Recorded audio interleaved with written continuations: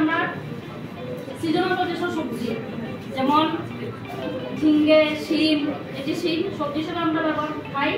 সবজির বাকল ভার্মি কম্পোস্টে আইয়ে, গরুর গোবরটা ভার্মি কম্পোস্টে আইয়ে, এই সার আমরা মাছের খাবার হিসাবে দেই।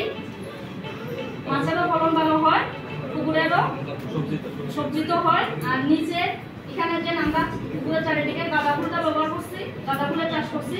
গাঁদা ফুল চাষ করার কারণ হচ্ছে ফুলটা তো হলুদ কালারের হয়, এর ফলে যে পোকামাকড়টা হয় সবজির বা মাছের, তখন ওই পোকাটা হলুদ কালার দেখিয়া ফুলে যাইয়া বসে, ইনসেক্টের প্রবলেমটা কম হয়।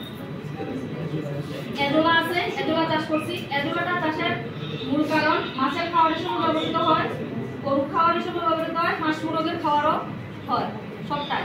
যার কারণে আমরা যে খরচাটা পুকুরের মধ্যে দিতে লাগে ওই খরচাটা 3 ভাগে 2 ভাগে কমে যায়। ওই মানে কম খরচায় আমরা কিছুটা লাভ করি।